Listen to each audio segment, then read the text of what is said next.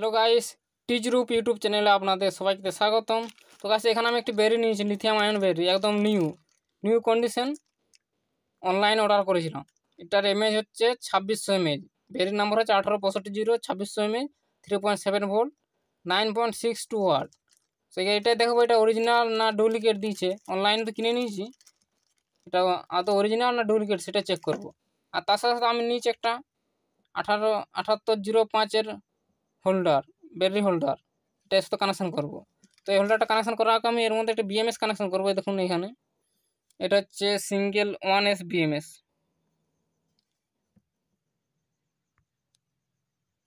So এটা হচ্ছে 1S BMS. এটা আপনারা অনলাইনে কিনে নিতে পারেন। তাছাড়াও এটা আমি কিনিনি, এটা আমি পুরনো মোবাইলে বের থেকে খুলে নিয়েছিলাম।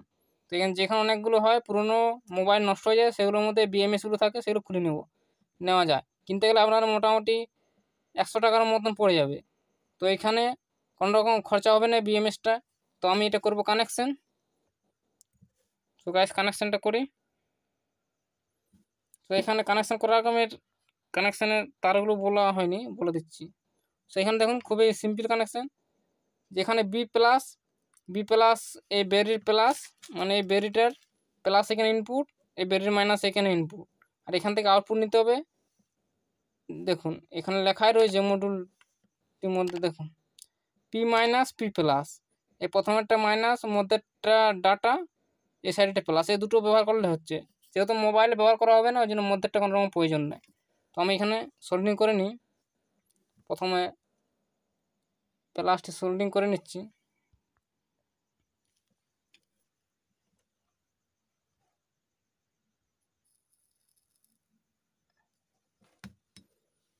তো গাইস, দেখতে পাচ্ছেন এধারে একটি প্লাস তার সোল্ডিং করা আছে, এবারে মাইনাস তারও সোল্ডিং করে নিচ্ছি এই সাইডে। তো দেখুন এই সাইডে মাইনাস, বি মাইনাস সাথে মাইনাস কানেকশন করব। গাইস, দেখতে পাচ্ছেন এখানে বিএমএস এর দুটো তার কানেকশন করা হয়েছে, ইনপুট কানেকশন করা হবে। এটা এই হোল্ডারের সাথে লাগাবো। তার আগে ব্যাটারিটা খুলে দেখিয়ে দিই। সো ব্যাটারিটা এটা দেখুন, ভালো করে দেখে নিন। 2600 এমএএইচ 3.7 ভোল্টের ব্যাটারি। এটা টেস্ট করবো অরিজিনাল না ফেক। আর প্রথমে চার্জে বসাবো, তাও ফুল চার্জ হওয়ার পরে টেস্ট করবো। এই ভিডিওর মধ্যে পেয়ে যাবেন। সো আমি এখানে বিএমএসটা কানেকশন করছি। এটা যেহেতু এই সাইডে থাকবে নেগেটিভ আর এই সাইডে থাকবে পজিটিভ, তো মানে এখানে পজিটিভ সোল্ডিং করব প্লাস তারটি। এখানে এর সাথে প্লাসটা, বিএমএস এর প্লাসটা কানেকশন করব।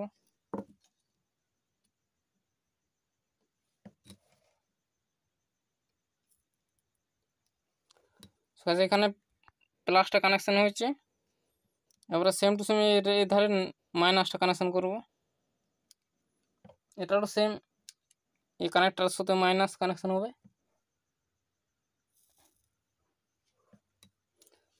সবাই দেখুন এখানে বিএমএস কানেকশন হয়ে গেছে। এখানে যে কোনো 1865 আমাদের আলাদাভাবে বিএমএস লাগানোর প্রয়োজন নেই, এই বিএমএসটাতে কাজ করে যাবে। তাহলে নেগেটিভ নেগেটিভ পজিটিভ, আর এখান থেকে আউটপুট পজিটিভ নেগেটিভ নিয়ে নেব বিএমএসের থেকে।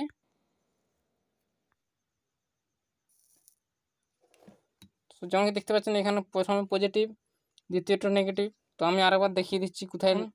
পি মাইনাস মানে প্রথমটা মাইনাস, মধ্যেরটা 01, এখানে ডাটা, এই সাইডেরটা প্লাস। তো আমি এই মাইনাসের সাথে মাইনাস তারটা সোল্ডিং করব।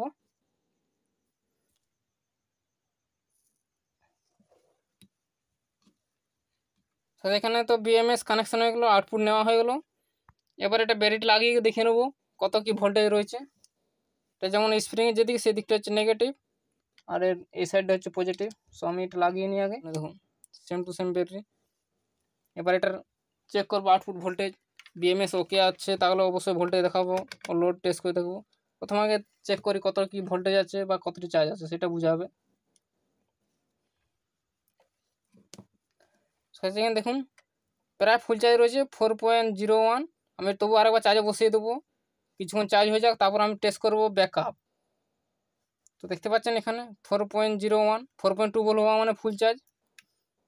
তো তার আগে আমি একটু কোনো একটা এলইডি লোড দিয়ে দেখবো, কারণ দেখবো যে এটা বিএমএসটা কাজ করছে কিনা সেটি দেখবো, লাগিয়ে দেখবো।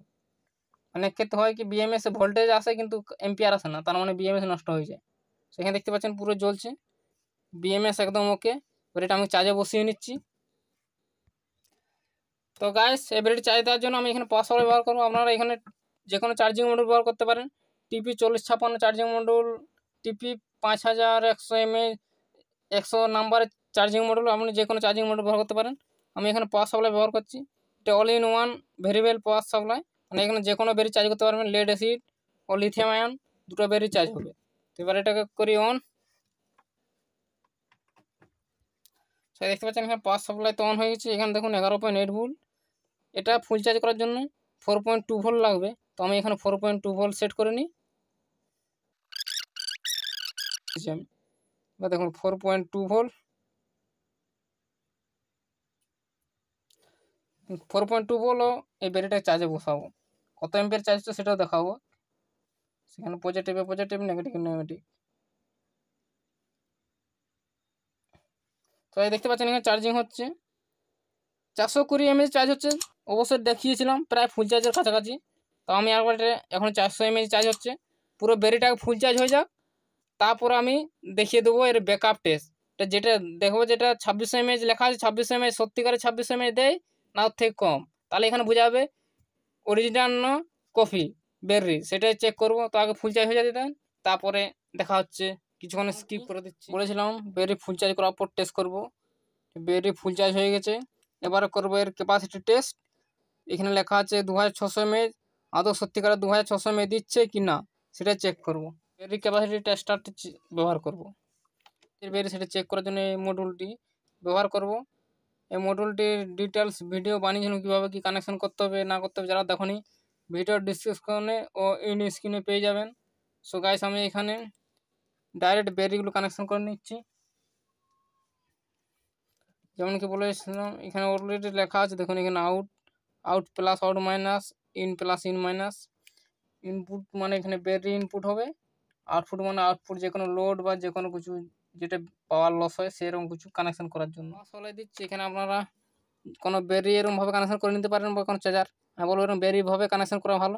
তাহলে কী হবে, যদি কোনো কারণে চেক করার সময় কারেন্ট চলে যায় সেক্ষেত্রে আপনাদের কোনো রকম টেস্ট করা যাবে না। সো আমি এখানে ব্যাটারি ব্যবহার করছি।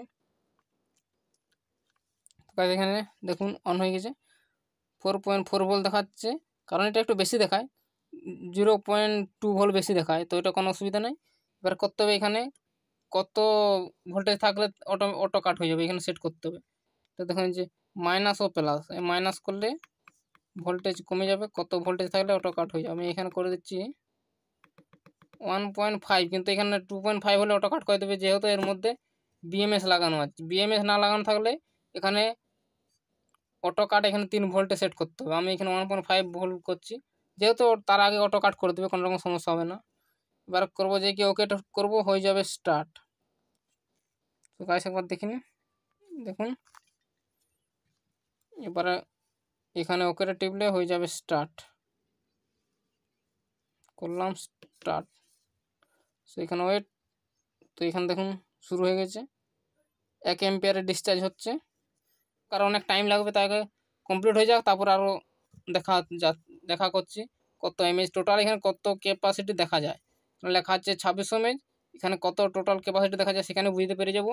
যদি এখানে 2600 mAh দিয়ে দেয় তাহলে জানবো একদম অরিজিনাল ব্যাটারি, আর যদি হচ্ছে কম হয় তাহলে এখানে ডুপ্লিকেট। তো গাইস দেখুন ফাইনালি এখানে ক্যাপাসিটি চেক করা হয়ে গেছে। এখানে দেখুন ক্যাপাসিটি পাওয়া গেছে 1173 mAh।